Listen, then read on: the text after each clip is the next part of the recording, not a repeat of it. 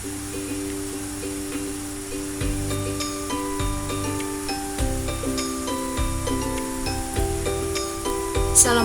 warahmatullahi wabarakatuh. Di sini saya dari kelompok 4 MCNP ingin menjelaskan proyek akhir kami yang sudah kami kerjakan pada pembelajaran di Studi Independent Orbit Future Academy Artificial Intelligence 4 Jobs. Untuk tim saya sendiri yaitu Lumatus Ada, yang kedua yaitu Resti Yuliatul Fajriya. Untuk proyek akhir yang kami ambil yaitu prediksi for logistic delivery time truck trip, yaitu prediksi waktu pengiriman logistik perjalanan truk.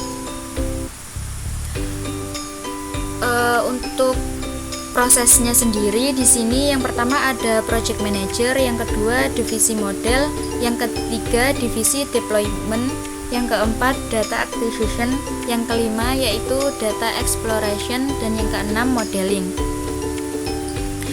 Untuk latar belakang masalah yang didukung akan dijelaskan oleh Kak Resti.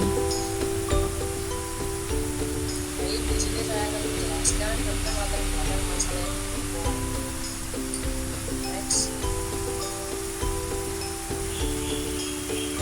Nah, ketidakpastian waktu pengiriman menjadi permasalahan umum yang dihadapi dalam bisnis logistik, di mana kesulitan mengukur dan memprediksi waktu pengiriman yang tepat akan berakibat pada ketidakpastian pelanggan dan kerugian finansial akibat keterlambatan pengiriman.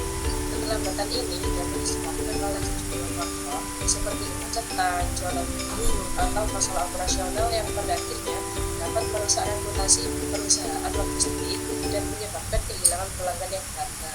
Hal ini menegaskan pentingnya efisiensi dalam logistik, terutama dalam memenuhi harapan pelanggan yang semakin tinggi terhadap kualitas layanan, termasuk estimasi waktu pengiriman yang benar. Next. Di Indonesia sendiri, transportasi barang dan penumpang melibatkan 3 moda utama, yaitu darat, laut, dan udara. Karena ada permintaan yang signifikan untuk mengangkut barang dan penumpang, berbagai pengusaha dan perusahaan jasa angkutan beroperasi di ketiga jalur transportasi tersebut. Selama proses pengiriman barang, seringkali muncul tantangan yang tidak dapat dihindari.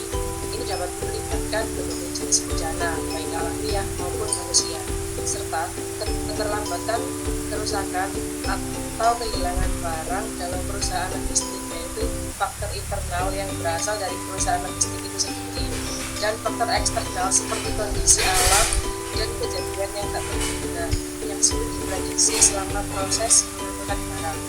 Akibat masalah tersebut, perusahaan logistik mengalami kerugian signifikan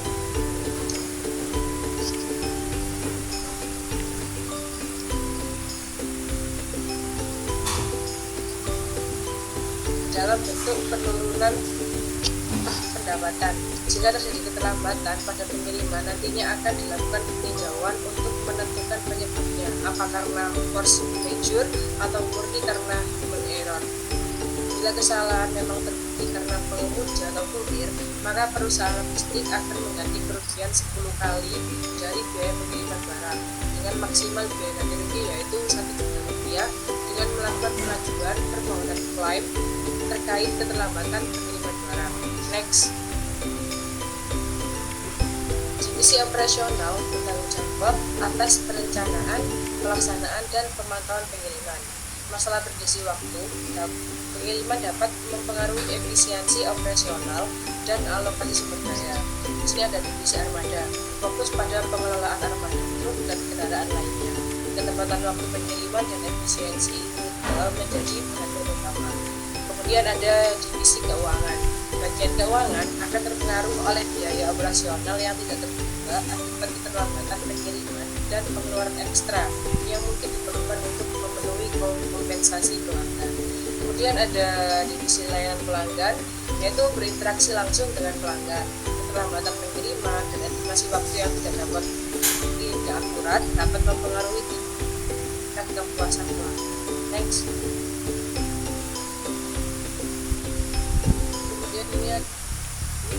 Ketidakpastian waktu pengiriman menjadi permasalahan umum yang dihadapi dalam bisnis logistik, di mana kesulitan mengukur dan memprediksi waktu pengiriman pengiriman yang tepat dapat berakibat pada ketidakpuasan pelanggan dan kerugian finansial akibat keterlambatan pengiriman.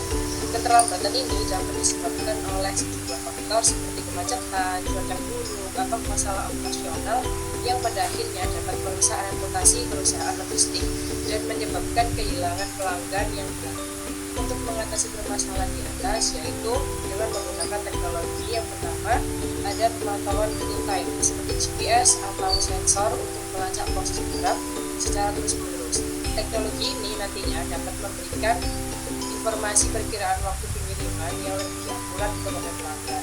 Kemudian ada menggunakan sistem manajemen rute untuk memilih rute yang terbaik berdasarkan informasi lalu lintas pada saat itu, sejarah waktu tempuh yang lebih efisien, yang nantinya dapat membantu mengurangi ketidakpastian dalam pengiriman. Kemudian ada kerjasama dengan mitra logistik seperti menyediakan layanan transportasi untuk mendapatkan informasi yang lebih akurat tentang kondisi jalan juga estimasi waktu pada saat perjalanan. Kemudian ada transparansi pada pelanggan tentang estimasi waktu pengiriman dan ketidakpastian yang nantinya mungkin terjadi. Nantinya akan membantu mengurangi ketidakpuasan pelanggan. Dan yang terakhir ada selalu melakukan evaluasi berkala terhadap sistem dan prosedur untuk meningkatkan efisiensi waktu pengiriman dan mengidentifikasi area-area. Next.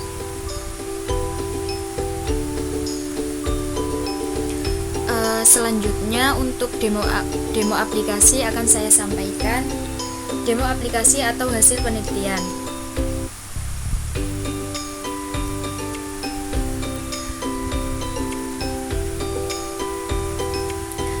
Di sini kami memvisualisasikan menjadi grafik dengan menggunakan Tableau.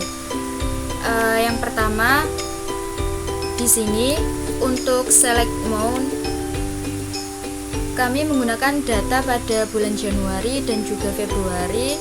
Di sini untuk tahunnya menggunakan tahun 2020.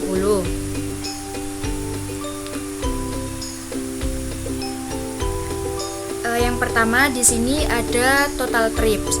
Total trip sendiri di sini adalah total perjalanan truk yang akan menuju lokasi customer pada bulan Januari dan juga Februari, yaitu 426,0. Selanjutnya yaitu ada average delay time, yaitu rata-rata delay pada pengiriman. Untuk rata-rata delay pada pengiriman di bulan Januari dan juga Februari pada tahun 2020 yaitu 18,82 hari. Selanjutnya yaitu ada average transportation distance in km, yaitu rata-rata jarak antar truk yaitu 142,0. Selanjutnya yaitu total vehicles, yaitu total kendaraan yang akan melakukan perjalanan. Di sini ada 225,0. Lalu selanjutnya yaitu ada trip status, yaitu status perjalanan yang akan mendetek on time dan delaynya pengiriman pada bulan Januari dan juga Februari di tahun 2020, yaitu 0,94% on time. Untuk selebihnya di sini yaitu delay. Selanjutnya yaitu ada driver performance. Di sini ada ID driver. Di sini yaitu untuk driver performance-nya sendiri adalah performa driver, apakah driver itu bagus atau tidak pada setiap perjalanan trip. Bisa kita lihat di sini performa dari drivernya banyak yang delay pada bulan Januari dan juga Februari di tahun 2020. Selanjutnya yaitu ada customer booking. Adalah banyaknya customer ID pemesan dalam pengiriman seperti pengiriman beberapa pabrik untuk suplai ke satu gudang yang paling banyak. Selanjutnya yaitu type of trip, yaitu tipe perjalanan yang dipilih di sini reguler, menggunakan tipe perjalanan reguler. Selanjutnya yaitu kumulatif trend of on time, delay, dan juga total trip. Di sini grafik pada bulan Januari dan juga Februari di tahun 2020 ada 3 warna grafik. Yang pertama ada warna oranye yaitu total trip, warna hijau on time, dan juga merah adalah delay. Selanjutnya ini adalah map destination. Untuk data kami itu mengambil data pada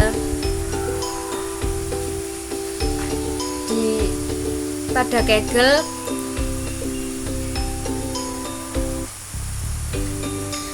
Untuk datanya sendiri di sini di India.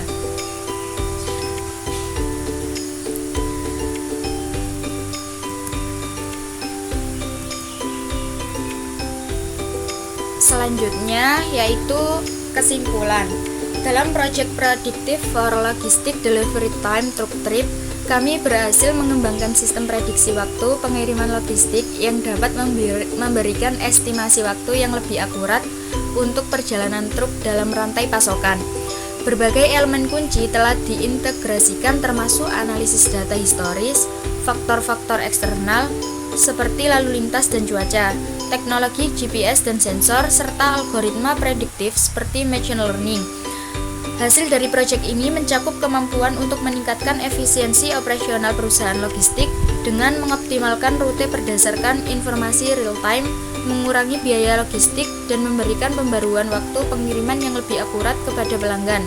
Sistem ini juga mampu menyesuaikan prediksi secara dinamis dengan perubahan kondisi perjalanan, meningkatkan responsivitas dan ketepatan waktu dalam pengiriman. Selanjutnya yaitu pengembangan lanjutan. Yang pertama ada integrasi data pihak ketiga, yaitu meningkatkan sumber data dengan mengintegrasikan data pihak ketiga seperti informasi lalu lintas real time, data cuaca yang lebih terperinci, dan pembaruan jalan konstruksi. Ini akan membantu sistem lebih responsif terhadap perubahan kondisi di lapangan. Yang kedua yaitu peningkatan model prediktif, yaitu melakukan penelitian lebih lanjut untuk meningkatkan model prediktif termasuk eksplorasi teknik machine learning yang lebih canggih, deep learning, atau penggunaan model ensemble untuk meningkatkan akurasi prediksi. Yang ketiga yaitu analisis prediksi pada skala besar, yaitu mengembangkan kemampuan sistem untuk mengelola data, menganalisis prediksi pada skala besar. Ini melibatkan peningkatan kapabilitas infrastruktur komputasi dan pengelolaan data untuk mendukung rantai pasokan yang lebih besar dan kompleks. Cukup sampai sini presentasi dari kelompok kami. Ucapan terima kasih yang sebesar-besarnya untuk para pelatih di Orbit Future Academy yang sudah memberikan pengalaman belajar kami. Berkat bimbingan dan pengetahuan dari para mentor juga, saya mengucapkan terima kasih terkhusus untuk Coach Fernanda Pratama yang sudah membimbing kami dari awal sampai akhir dan dapat melanjutkan hingga terselesaikannya studi independen kami di Orbit Future Academy.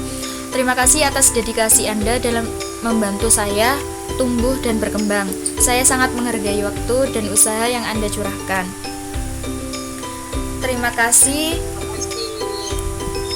Assalamualaikum warahmatullahi wabarakatuh. Assalamualaikum warahmatullahi wabarakatuh.